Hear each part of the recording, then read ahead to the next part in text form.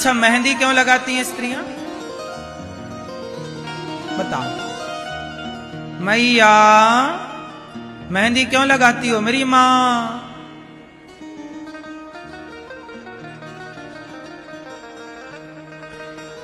अच्छा ये बताओ, मेहंदी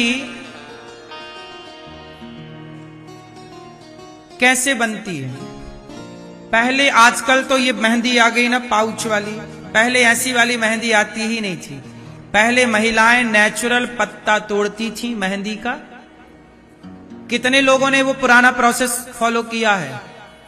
क्या करती थी मैया? पत्ता तोड़कर उसे घिसती थी, उसे पकाती भी थी क्या?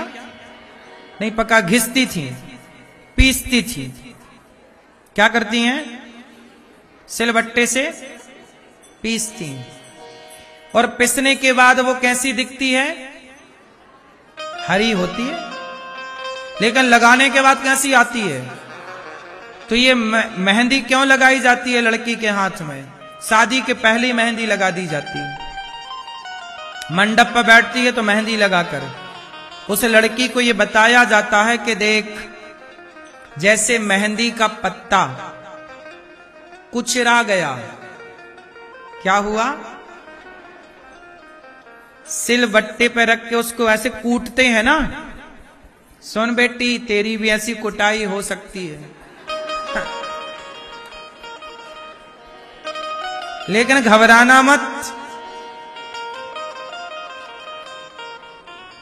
देख, वो जितना कुटती है मेहंदी, जितना कुटती है उतना ही वो गहरा रंग छोड़ती है।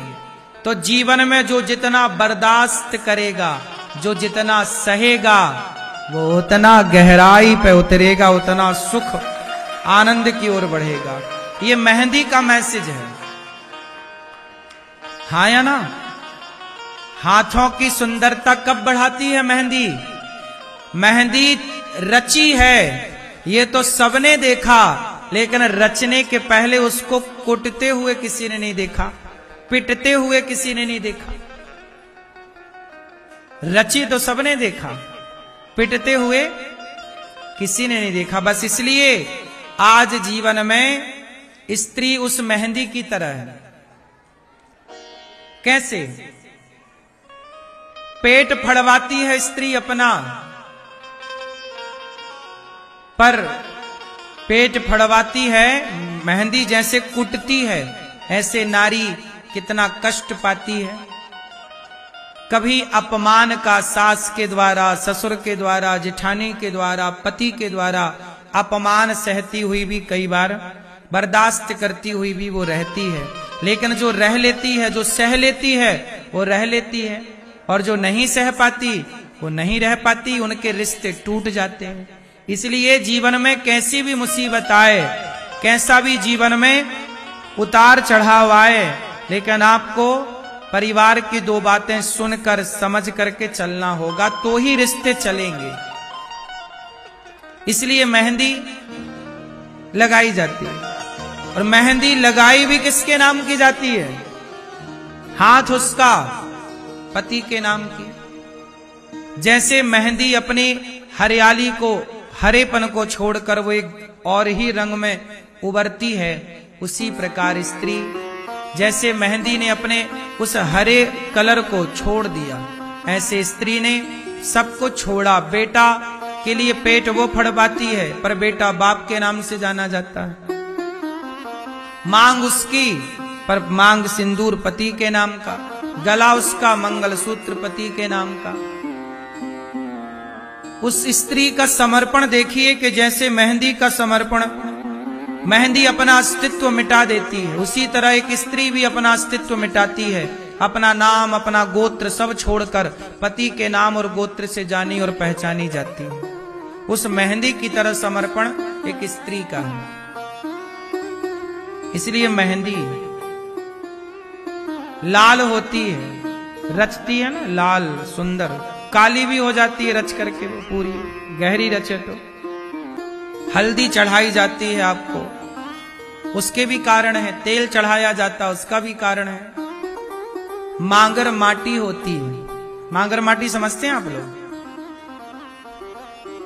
गांव की मिट्टी लाई जाती है मंडप के नीचे रखने के लिए। विवाह के पहले मांगर माटी में स्त्रियां जाती हैं, पुरुष भी जाता है। पुरुष की भी मांगर माटी होती है, स्त्री की भी होती है। मांगर माटी कौन कौन जानता है? ये होता है ना प्रोसेस। माटी लाई जाती है गांव की, जिस माटी पे हम खेले हैं, खाए हैं, वो माटी उस मंडप के नीचे लगाई जाती है। उसी माटी का चूल्हा बनता है। वहां पे जो वहां नेंग होते हैं, आगे का प्रोसेस होगा जो छोटा छोटा, सब कुछ वो माटी होती है।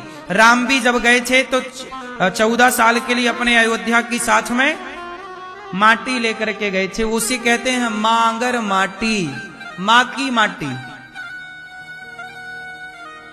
माँ के गांव की। माँ की मतलब वो माँ, कौन सी माँ? पृथ्वी माँ। हमारा गांव, जिस माटी पे हम खेले, वो भी तो हमारी माँ है। एक माँ है जिसकी गोद में खेले, वो जन्म देने वाली माँ, और एक माँ जिस धरती माँ की हमने माटी खाई। इसलिए तो कहते हैं जन्म देने वाली माँ और जन्मभूमि। जन्मभूमि क्या है? जन्मभूमि क्या है? माँ। जन्मभूमि क्या है? जन्मभूमि पृथ्वी माँ है। तो जननी जन्म भूमश्च स्वर्गादपि गरीयसी। जन्म देने वाली माँ और जन्मभूमि दोनों माँ है।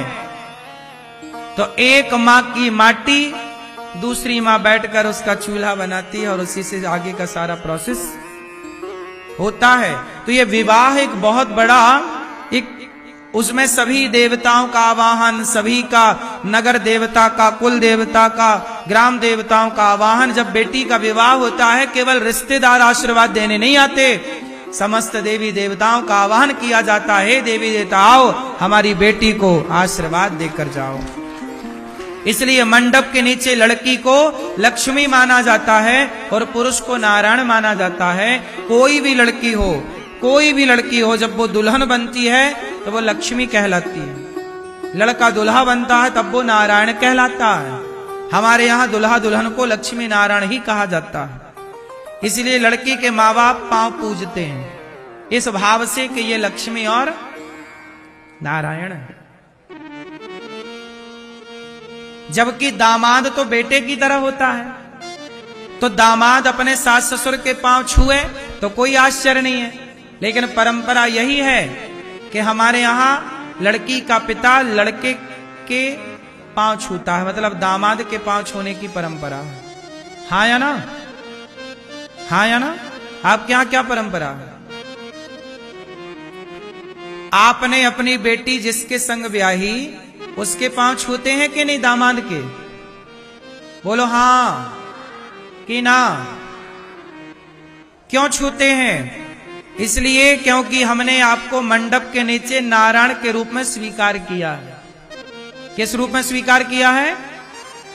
नारायण के रूप में स्वीकार। जबकि आप हैं हमारे बेटे की तरह। दामाद तो बेटे की तरह होता है ना? क्यों मेरी माँ? दामाद किसकी तरह है? बेटे की तरह है। बेटी और दामाद, बेटी है और दामाद बेटा है।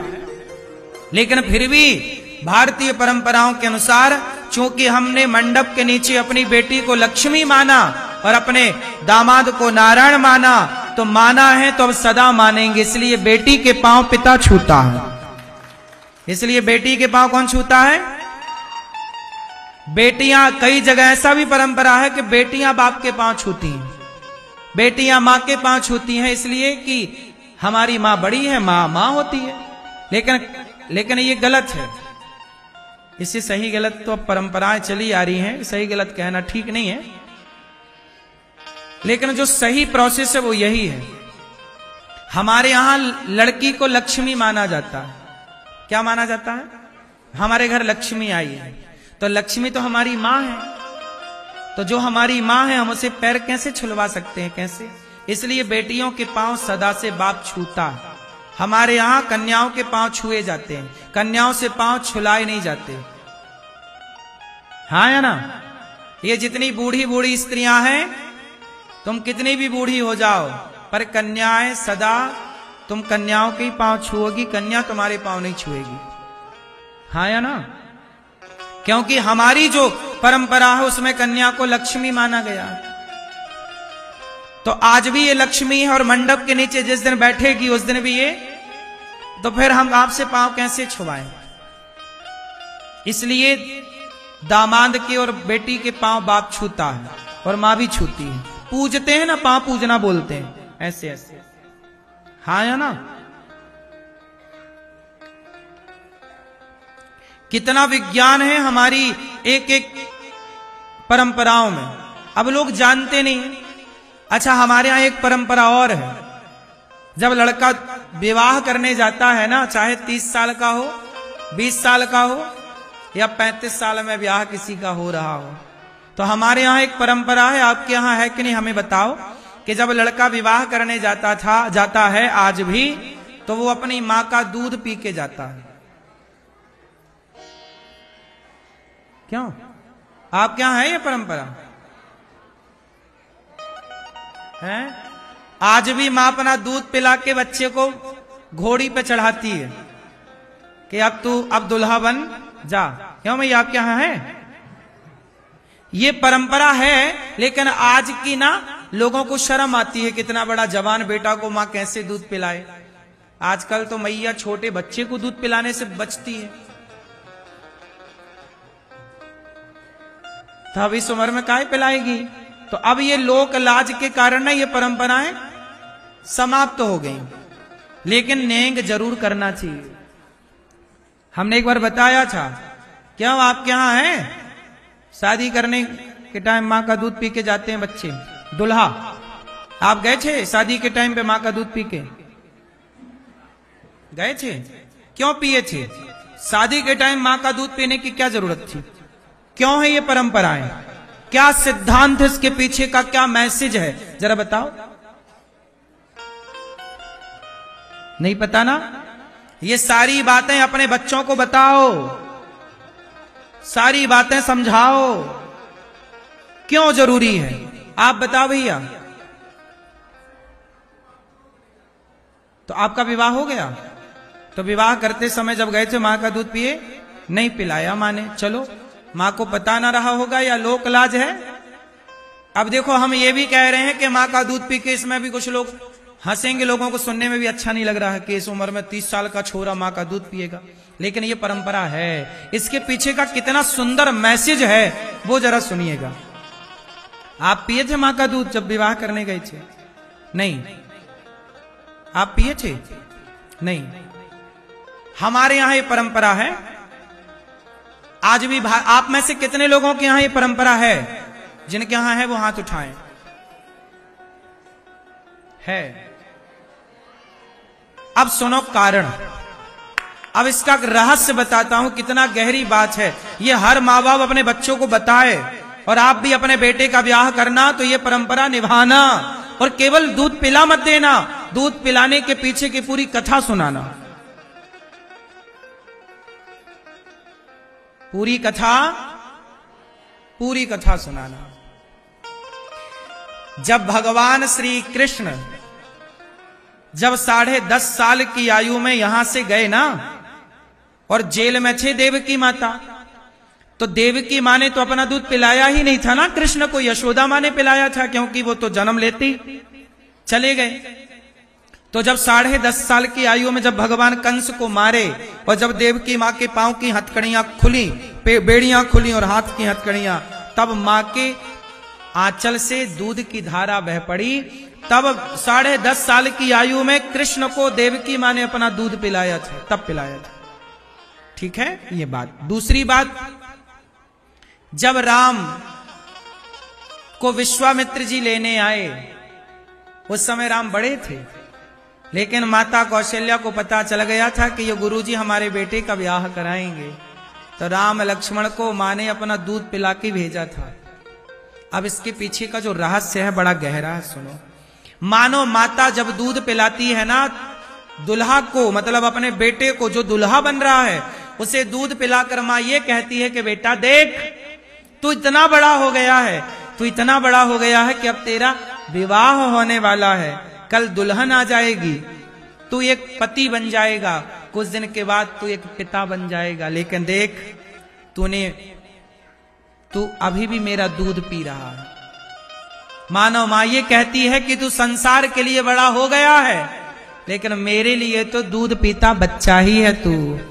मेरे लिए तो सदा तू कैसा रहेगा? दूध पीता मेरा बच्चा ही रहेगा, तू भले कितना बड़ा हो जा। इसलिए वो विवाह के समय दूध पिलाती है माँ के बच्चा